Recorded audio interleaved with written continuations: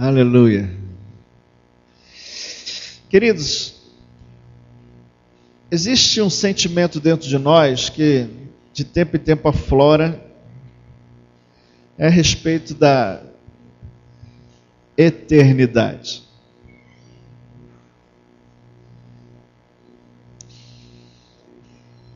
Essa semana eu fui num velório. Pastor, a vida é complicada, a vida de pastor, né? Hora está no hospital, hora está no velório, hora está na festa, hora está no enterro.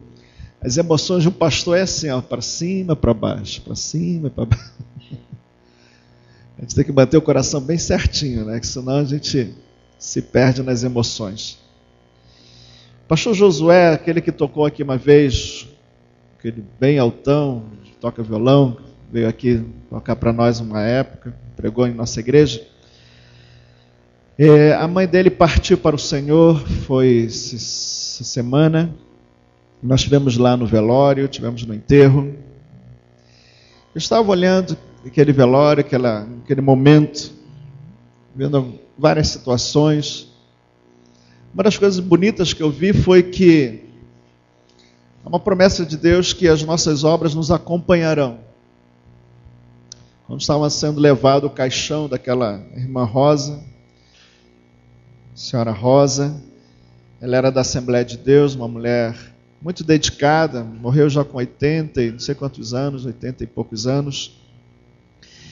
E é tão interessante que as pessoas vinham, né, atrás cantando hinos, e eu via naquelas pessoas que andaram com a irmã Rosa, que eles tinham uma boa lembrança daquilo que ela fez como mulher de Deus. Eu não conheci tanto a irmã Rosa, eu estive com ela, já tive algum tempo conversando com ela, mas não convivi tanto tempo com ela. Mas vendo ali as pessoas chorando e lembrando, né, de tanta dedicação, aquela mulher na Assembleia de Deus, tantos anos, anunciando intercessão, anunciando toda a palavra de Deus, nós vemos que as obras de um homem ou de uma mulher de Deus acompanham esta pessoa. Por outro lado, eu vi alguns jovens chorando muito. Por outro lado, eu vi algumas pessoas talvez um pouco desatentas ao que estava realmente acontecendo. E quando eu vi algumas pessoas que me parecia, né, que não estava entendendo bem aquela situação, me veio aquele sentimento de missão, de dar continuidade a ensinar vidas a respeito da eternidade. E nós muitas das vezes temos que parar e refletir que um dia também estaremos diante dessa situação e estaremos entrando para uma eternidade. E quando nós pensamos em entrar para uma eternidade, nós temos que pensar duas coisas. Primeiro, aquilo que nós vamos apresentar diante do Senhor quando estivermos entrando na eternidade. E a segunda coisa é ver o que nós deixamos para as pessoas que ficam como direção para que eles deem continuidade à obra que estamos fazendo. Então, quando nós deparamos com esse momento da morte, da passagem desta vida aqui na terra para uma eternidade, nós temos duas situações a pensar e vamos nos deparar com elas. Estarmos diante do Senhor apresentando a nossa vida e também saber como deixamos ou como resolvemos a nossa vida nesta terra. A Bíblia fala de um rei que Deus falou: olha, arruma a sua casa, porque você será tomado da terra. Era o rei Ezequias. E aquele homem chorou, porque ele não queria morrer, e certamente ele tinha algumas coisas a ajustar ainda na sua casa.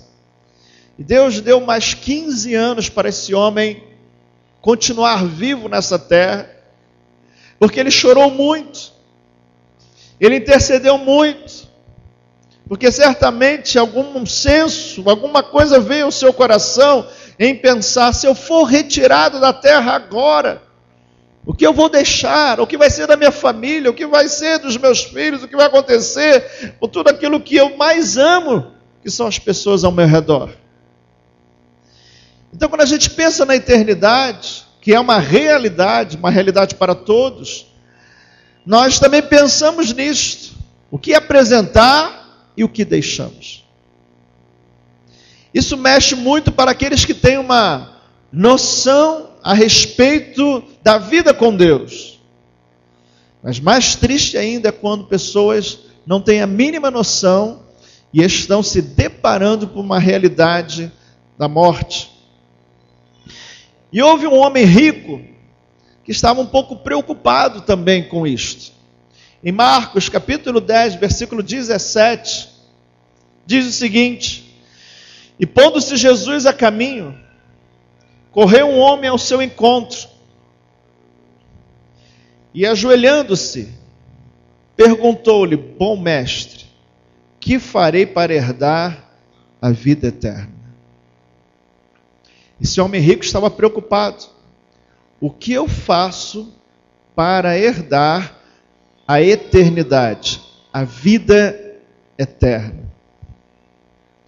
Jesus, ao ouvir esse pedido, certamente Jesus estava preocupado em orientar esse homem. Se alguém chegasse para você e perguntasse: o que eu farei para herdar a vida eterna? O que você diria para ele?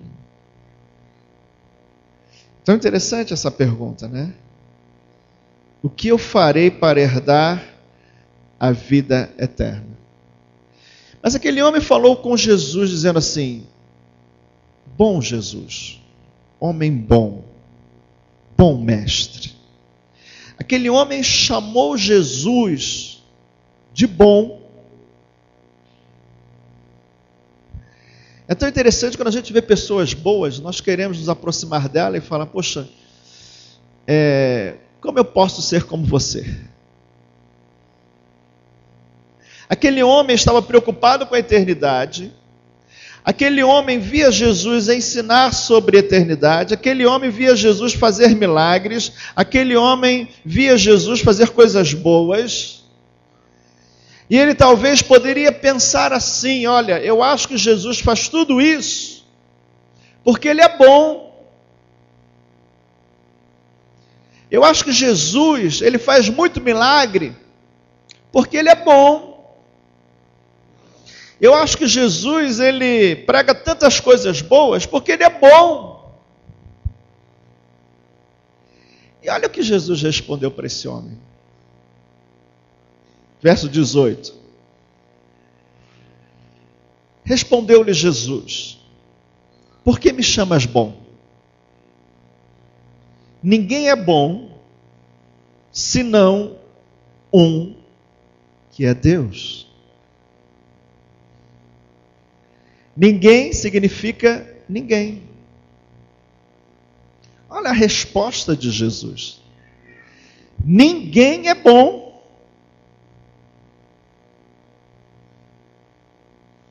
Nós estamos aqui pensando sobre como herdar a vida eterna.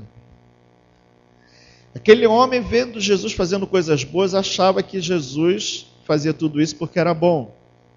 E ele queria saber: bom mestre, o que devo fazer para herdar a vida eterna? E Jesus se preocupou em estabelecer uma doutrina fundamental para todos nós. Essa doutrina é muito importante. A doutrina é esta: que a salvação não vem pela sua bondade. Que a sua vida eterna não vem porque você é bom. A Bíblia diz em Efésios que a salvação não vem pelas obras, não vem pelas boas obras. Então Jesus, ele estabeleceu, ele se incluiu nisso. Por que me chamas de bom? A única pessoa boa é Deus. É claro que Jesus está se colocando aqui como homem, exclusivamente homem. Jesus sendo homem, mas ele era Deus. Mas, já que ele está lidando com alguém que olha para ele simplesmente como homem, ele diz, por que você me chama de bom?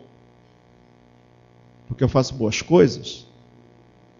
Saiba que a salvação não é pelas boas coisas. Saiba que a salvação vem porque Deus é bom.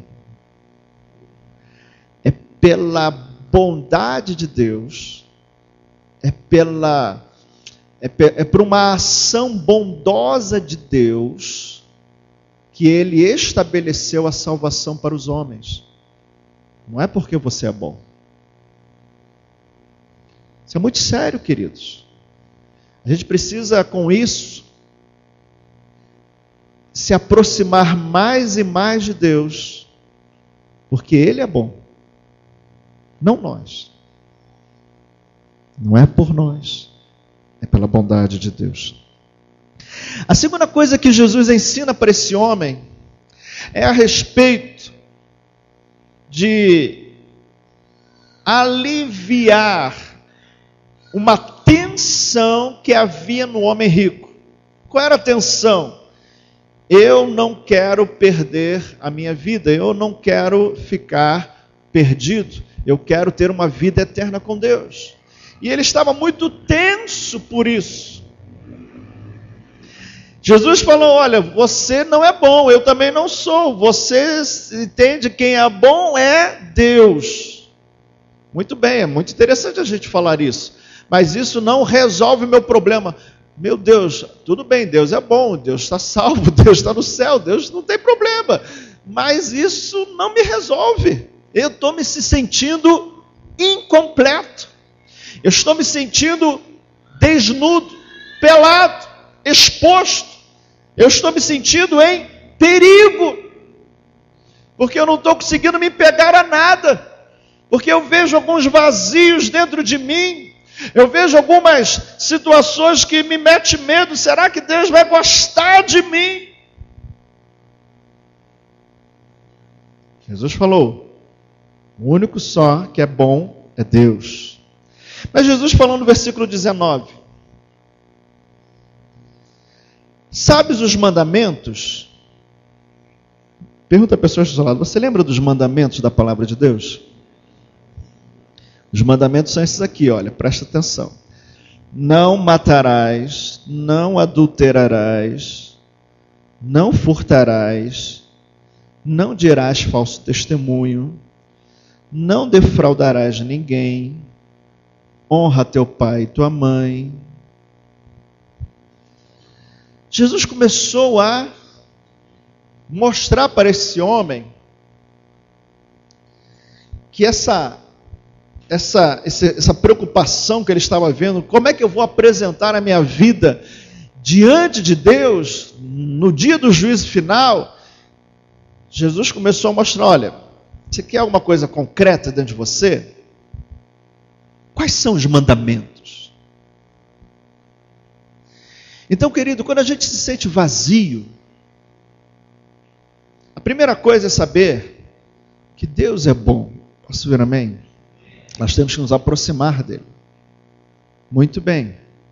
A segunda coisa em saber, quando a gente se sente vazio, é de que Deus, Ele ordena ou coordena a nossa vida, ou dá sentido à nossa vida, ou dá coisas para nós fazermos.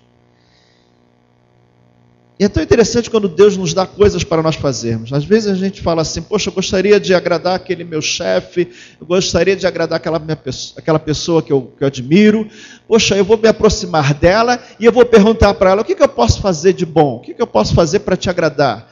E talvez aquele chefe varra essa sala aqui, arruma as mesas, arruma os computadores, e você faz com toda a dedicação, porque você quer agradar o seu chefe.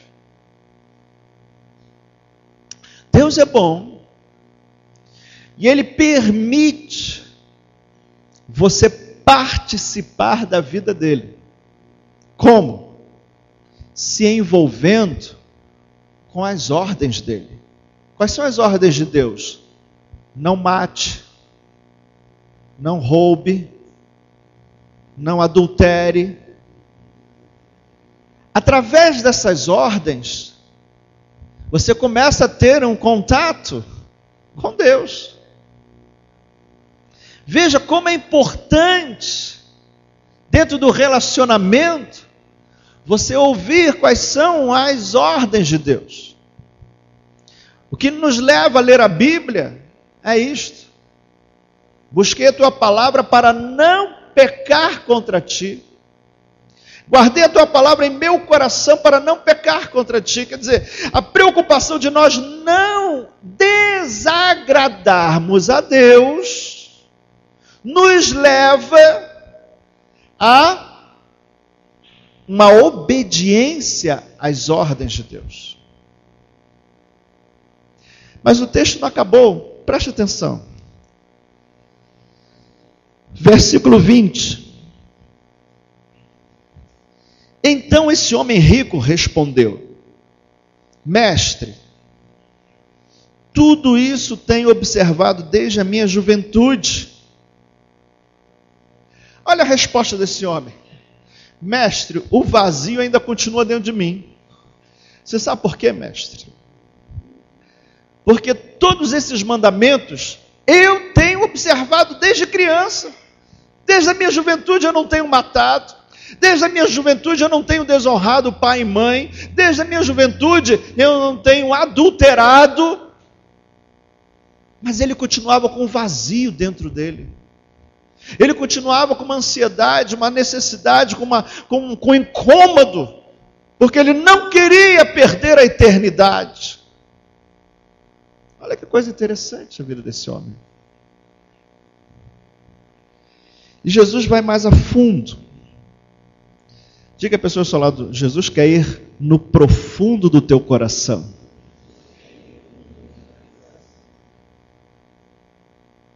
Porque até aqui está bom, não está? Não, eu faço isso, eu faço aquilo, tudo bem, Deus é bom, mas eu faço isso, faço aquilo. Mas aquele homem estava abrindo o seu coração.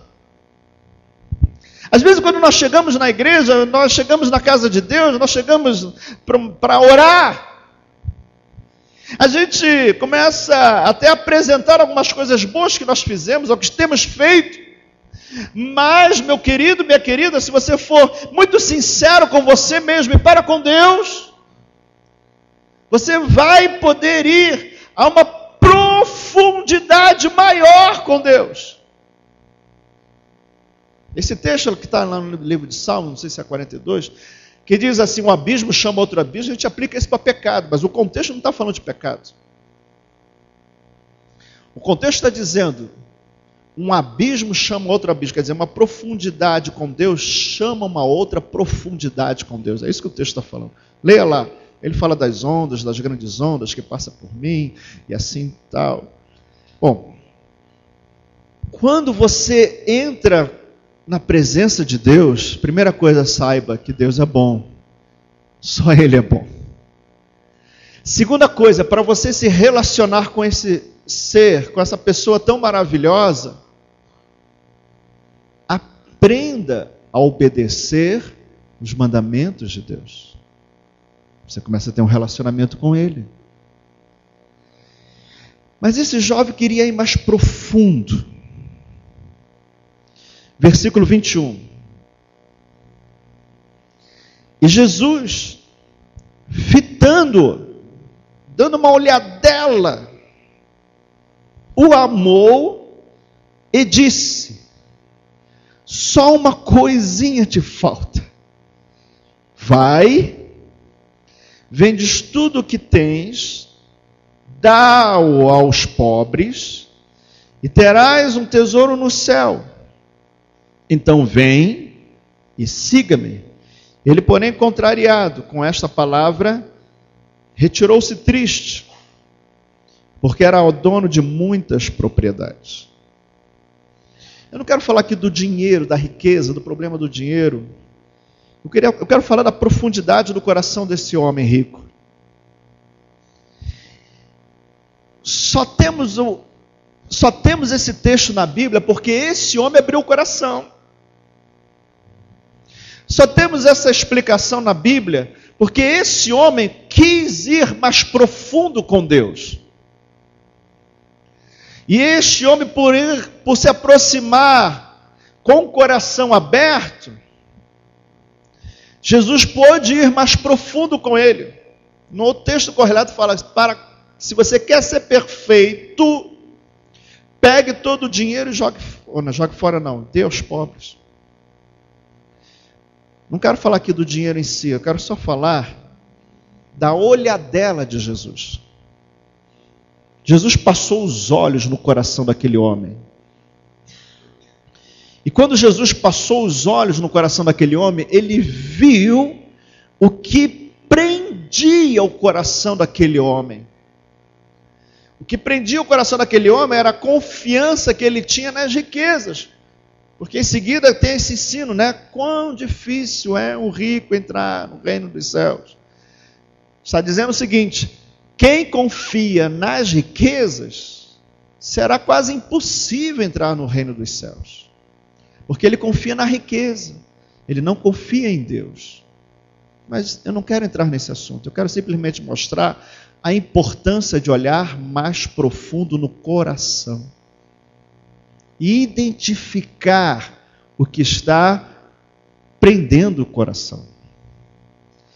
A nossa chamada, amados, como igreja, é nós podermos ajudar as pessoas a destravar o que está amarrando a sua vida.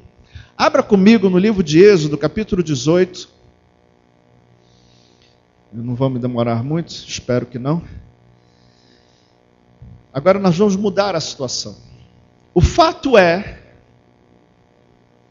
que muitas pessoas estão presas e não conseguem progredir no reino dos céus. E nós, como igreja, devemos ajudar com uma olhadela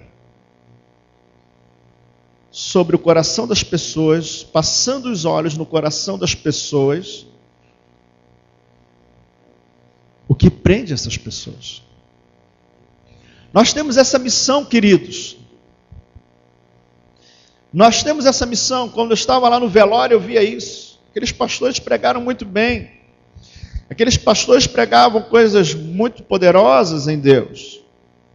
Mas eu passando a olhadela no coração daquelas pessoas no velório, eu via que algumas estavam entendendo, outras estavam admirando, e outras não estavam entendendo nada. A questão não é pregar. A questão é ajudar as pessoas a entender a vontade de Deus.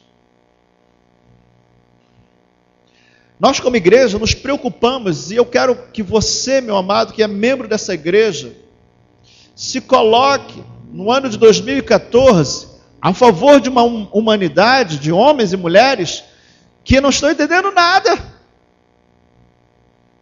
Estão presos, estão angustiados, com medo da morte, e não sabem o que vai ser delas, e não tem quem ajude elas, porque elas estão completamente distantes de conhecimento da vontade de Deus para elas. Esse rico teve a coragem de chegar perto de Jesus e pedir explicações, mas quantas pessoas não têm a coragem de chegar perto de um pastor, de chegar perto de um homem de Deus, de chegar perto até mesmo de Jesus e perguntar para ele: o que tem de errado em meu coração? Eu não quero ficar para trás, eu quero ter vida eterna. Essa é a angústia das pessoas. As pessoas vivem debaixo dessa angústia. Isso é terrível. E a gente só vê isso quando a gente vai em velório. A Bíblia diz, por isso que a Bíblia diz que é melhor estar no velório do que estar na festa. Porque na festa é festa. Mas no velório as pessoas se deparam com o vazio delas. É difícil estar no velório por isso. Porque a gente vê a realidade, tem alguma coisa faltando. Meu Deus, um dia eu estarei nesse caixão. E aí? Um dia eu estarei durinho que nem essa pessoa no caixão. E aí? Não é fácil. Mas essa é uma realidade. Por isso, amados, nós como igreja temos muito trabalho para fazer. Quando eu falo muito de trabalho, é aquilo que nos alcança, ou melhor, aquilo que está ao nosso alcance, amém? Eu não quero que você faça coisas maiores das tuas possibilidades. Mas eu gostaria que você, nesse 2014, pensasse nisso. Que eu possa ajudar pelo menos uma ou duas pessoas a sair disso, a sair dessa angústia, a realmente poder ter certezas em seu coração sobre vida eterna. Posso ver amém? Em Êxodo capítulo 18, versículo 13 em diante, diz assim: No dia seguinte assentou-se Moisés para julgar o povo. E o povo estava em pé diante de Moisés desde a manhã até o pôr do sol. Vendo, pois, o sogro de Moisés tudo o que ele fazia ao povo, disse: Que é isto que fazes ao povo? Por que te assentas só? E todo o povo está em pé diante de ti desde a manhã até o pôr do sol. Respondeu Moisés a seu sogro: É porque o povo me vem a mim para consultar a Deus. Quando tem alguma questão, vem a mim, para que eu julgue entre um e outro, e lhes declare os estatutos de Deus e as suas leis. Então veja, Moisés estava fazendo exatamente o que Jesus fazia. Recebia as pessoas e ensinava os estatutos, as leis de Deus, para que o povo pudesse se destravar e andar com Deus. Moisés fazia exatamente o que todo homem nesta terra tem que fazer com seu filho. Ensinar o seu filho no caminho em que ele deve andar. E Moisés não ensinava só os seus filhos, mas ensinava também outras pessoas e chegou a ensinar uma nação inteira. Agora tenta você imaginar Moisés aqui sentado. Sabe quantos homens tinham aqui nessa época? 600 mil homens. É a população de Bauru. A cidade de Bauru tem 600 mil habitantes. Tenta você imaginar Moisés na prefeitura de Bauru, sentado no seu gabinete, e quem nasce em Bauru é o que? Bauruense? Toda pessoa de Bauru indo lá, passar no gabinete para falar com Moisés, para Moisés explicar como poder destravar a vida da pessoa e ela andar com Deus. Era isso que Moisés estava fazendo. Agora tenta você pensar, será que esse homem é possível fazer isso? Não é. Não há como. Não há tempo para isso. Aí é uma questão de tempo. Não há tempo para isso. E quem vai ajudar as pessoas? Olha o ensino de Moisés, do sogro. Versículo 17. O sogro de Moisés, porém, lhe disse: Não é bom o que fazes. Não é bom o que fazes. Sem dúvida desfalecerás tu e como todo o povo que está contigo, pois isto é pesado demais para ti. Tu só não podes fazer. Ouve, pois, as minhas palavras, eu te aconselharei, e Deus seja contigo. Representa o povo perante Deus, leva as suas causas a Deus, ensina-lhes os estatutos e as leis, e faz-lhes saber o caminho em que devem andar, e a obra que devem fazer. Procura dentre o povo homens capazes, tementes a Deus, homens de verdade, que aborreçam a avareza, põe-nos sobre eles por chefes de 1000, chefes de 100, chefes de 50 e chefes de 10, para que julguem este povo em todo o tempo.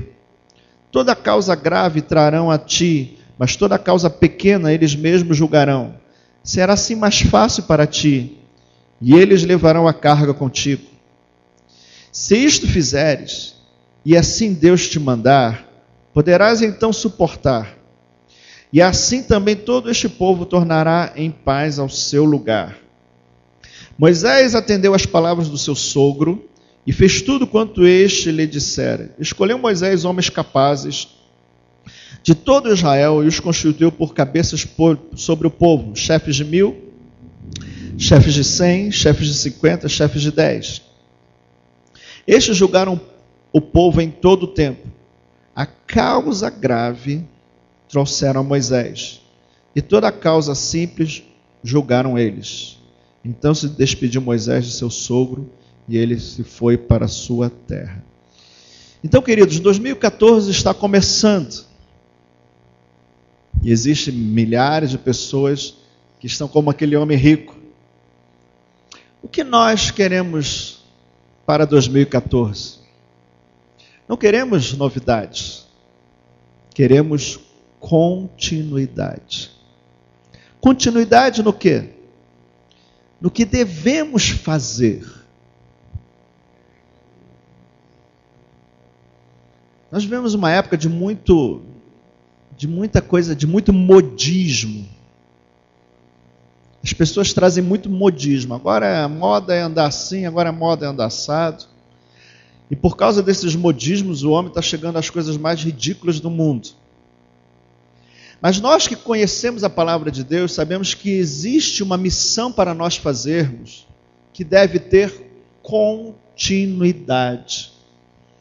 E esta continuidade passa por uma consciência daquilo que Deus quer que a gente faça nessa terra. Deus só nos manteve nessa terra porque existem muitas pessoas que ainda estão travadas. Elas não sabem como herdar a vida eterna. E cabe a nós que conhecemos a Jesus, que sabemos que Deus é bom, que conhecemos os seus mandamentos e que temos bom senso de saber que essas pessoas precisam de ajuda, cabe a nós nos colocarmos como bons obreiros na casa de Deus. O que mais central deve ser feito em 2014?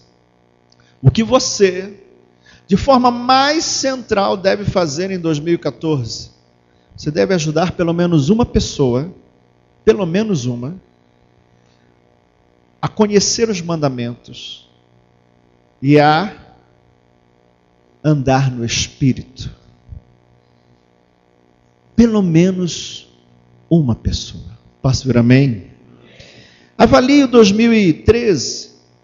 Quantas pessoas você ajudou nisto? Pastor, eu fui ajudado. Muito bem, você foi ajudado. Agora é hora de você, em 2014, ajudar outras pessoas. Abra comigo no livro de Efésios, capítulo 1, verso 3. Ajuda-me a ensinar essas coisas à igreja. Eu peço a você, me ajude a pastora Elizabeth, a pastora Cida, a ensinar uma coisa muito séria aqui. Efésios 1, versículo 3.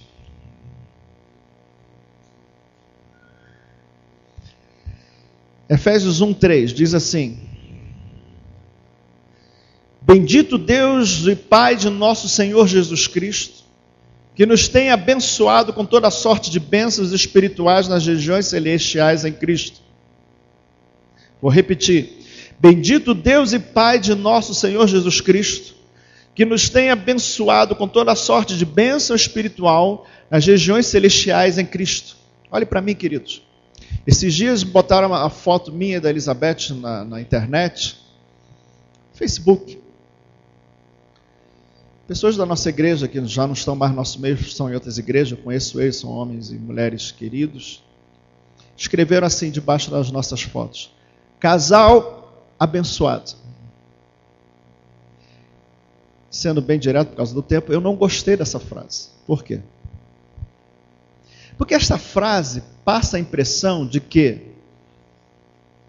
Deus decidiu abençoar o Evandro e a Elizabeth.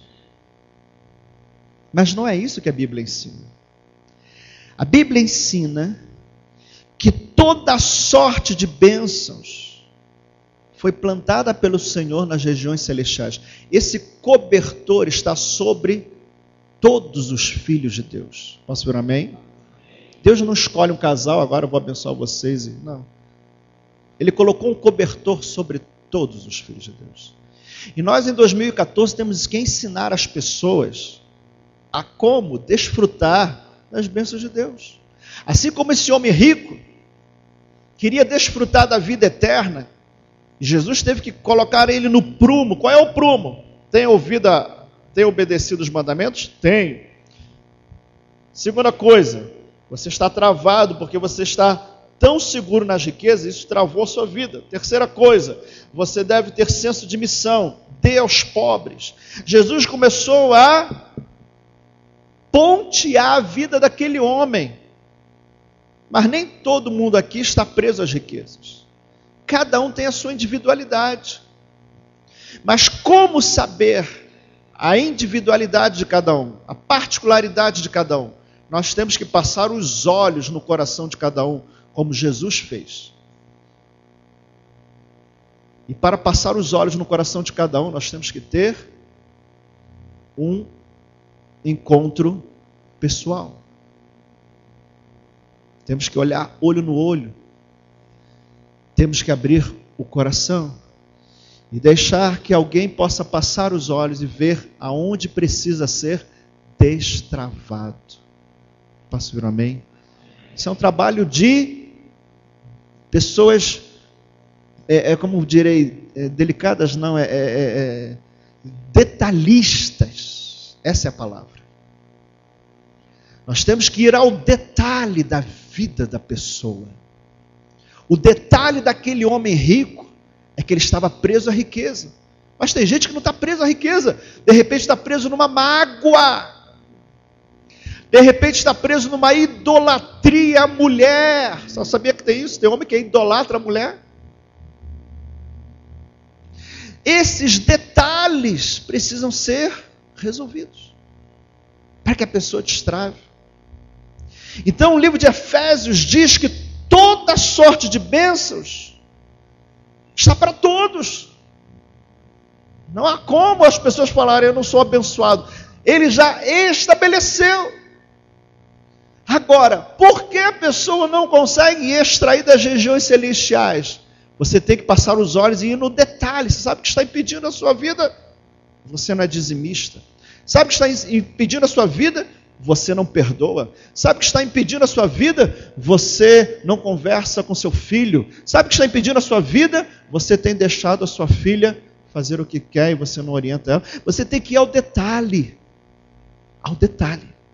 da vida da pessoa. Paulo se preocupava com isso. Efésios 1:18 diz assim, Efésios 1:18, iluminados os olhos do vosso coração, para saberdes qual é a esperança do seu chamamento, qual a riqueza da glória da sua herança nos santos. Paulo está preocupado que os nossos olhos do coração sejam abertos para saber o quê? O seu chamamento.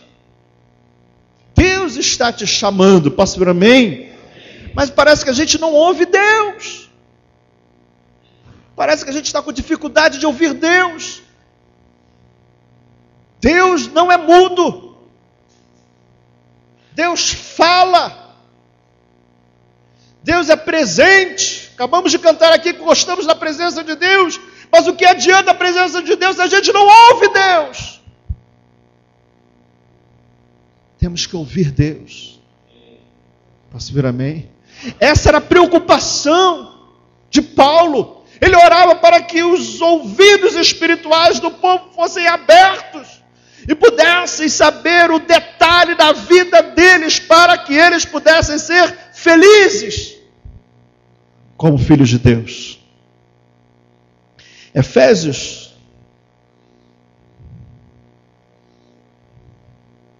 capítulo 2, versículos 11 e 12, diz assim, eu ainda tenho mais alguns minutinhos, né? Efésios capítulo 2, versículos 11 e 12, diz assim, portanto lembrai-vos de que outrora vós gentios na carne, quer dizer, pessoas que não eram do povo de Israel, chamados em circuncisão por aqueles que se intitulam incircuncisos, na carne por mãos humanas, os judeus se vangloriam porque tem a marca no corpo deles. Verso 12. Naquele tempo, estavas sem Cristo, separados da comunidade de Israel e estranhos às alianças da promessa, não tendo esperança e sem Deus no mundo. Muita coisa para falar, eu só quero ressaltar. Estranhos às alianças da promessa. Deus, Ele colocou tantas alianças, tantas promessas foram estabelecidas, tantas coisas Deus ensinou. Deus estabeleceu para o seu povo, o povo de Israel. E cabe a nós hoje, amados, mostrar às pessoas o que nos é de direito. Se você soubesse que quando você é desempregado, você tem direito ao salário desemprego, certamente você correria lá e falando, eu quero salário. Por que você corre? Porque você sabe o que é de direito. E quando você não sabe, você não vai atrás. Você não procura. Você nem pensa naquilo. E o povo é roubado porque não pensa naquilo que Deus estabeleceu. E nós temos que ajudar o povo. Cabe a nós, igreja, ajudar. Cabe ao pastor ensinar as lideranças a que essas lideranças ensinem outros e assim se faça uma cadeia de ensino. Não cabe ao pastor daqui, de cima do púlpito, olhar cada coração. É muito difícil isso, meu amado. A não ser com revelação realmente de bisturi que Deus faz. E nós sabemos que Deus faz isso. Mas nem toda hora é assim. Nós precisamos, olho no olho, passar os olhos e ver o ponto, o detalhe que precisa ser resolvido. Então o povo era roubado porque ele estava estranho às alianças que Deus tinha estabelecido para todos. Avançando aqui, Efésios 5,14. Efésios 5,14. Diz assim, aqui é a nossa chamada missionária. Efésios 5,14 diz o seguinte: desperta, ó tu que dormes. Levanta-te de entre os mortos e Cristo te iluminará. Desperta. No livro de Isaías tem esse mesmo texto. Dispõe-te e resplandece, pois a tua luz já brilha sobre ti. Esse é o texto de Isaías. Paulo está usando esse entendimento, que se nós não nos despertarmos às regiões celestiais, ao que Deus estabeleceu para nós vamos ficar mortos, ficarmos cegos, ficarmos estranhos, mas Deus nos chama, desperta. Passe por amém. Chega a pessoa do seu lado, desperte para o Senhor. Que neste ano de 2014, meu amado, você seja despertado para buscar a verdade de Deus. E Cristo te iluminará. Cristo te trará compreensão. Esse é o texto. Versículo 17. Por esta razão não vos torneis insensatos, mas procurai compreender a vontade do Senhor. Diga a pessoa ao seu lado que em 2014 você procure compreender a vontade do Senhor. Desperte para isso, meu amado, a compreender. Seja como aquele homem rico. Se ninguém me ensina, eu vou lá falar com Jesus. Jesus, olha, o que eu farei para herdar a vida eterna? Aquele homem queria compreender isso. Eu já falei isso aqui algumas vezes e eu falo de novo e parece que as pessoas não ouvem o que eu digo. Às vezes as pessoas não me ligam para falar assim, pastor, me ensina sobre esse assunto. Nossa igreja tem 200 membros. E talvez eu não recebi um telefonema como esse em 2013. Nenhum. Me ensina. Me faça compreender. Desperta. Desperta. Desperta. Pastor, amém. Essa é a nossa função em 2014, meu amado. Vamos lá, eu ainda tenho mais alguns minutos. Segunda coisa importante, verso 18.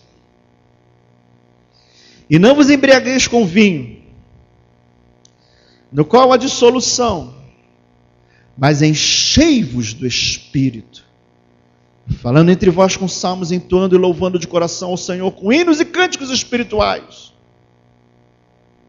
Ele diz, enchei-vos do Espírito. Quando você canta, quando você louva, quando você adora, você está se enchendo do Espírito. Para concluir, por que se encher do Espírito? Por que se encher do Espírito? Efésios 3,16. Efésios 3,16.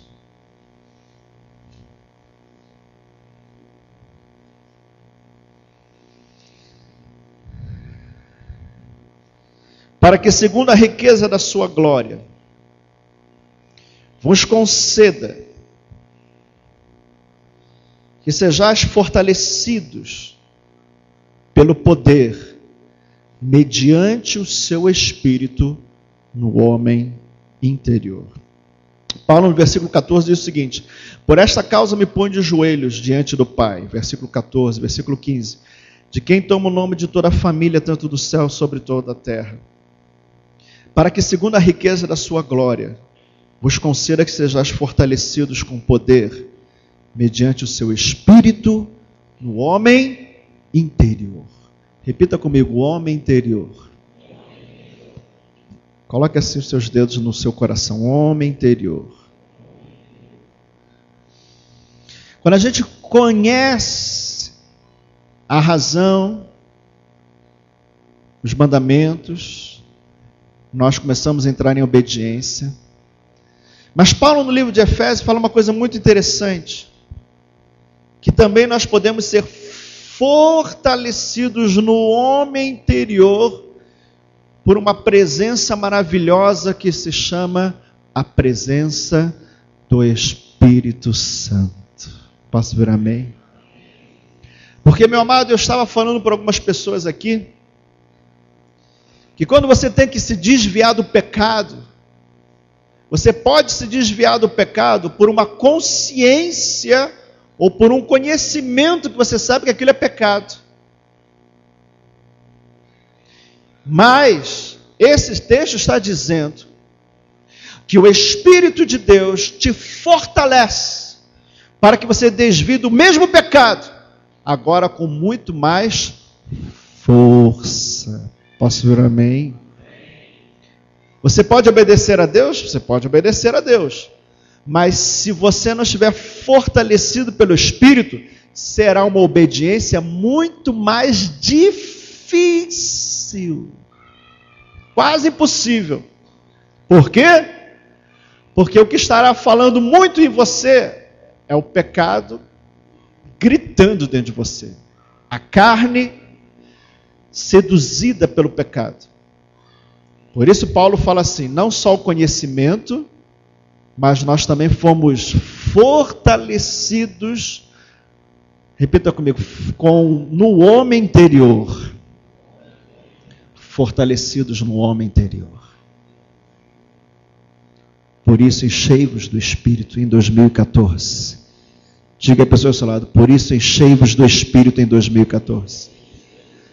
Vamos ficar de pé em nome de Jesus. Enchei-vos do Espírito. Diga para ela, enchei-vos do Espírito. Pediram que o Ministério de Música viesse aqui. Diga para ela mais uma vez, no homem interior. Enchei-vos do Espírito. Aleluia.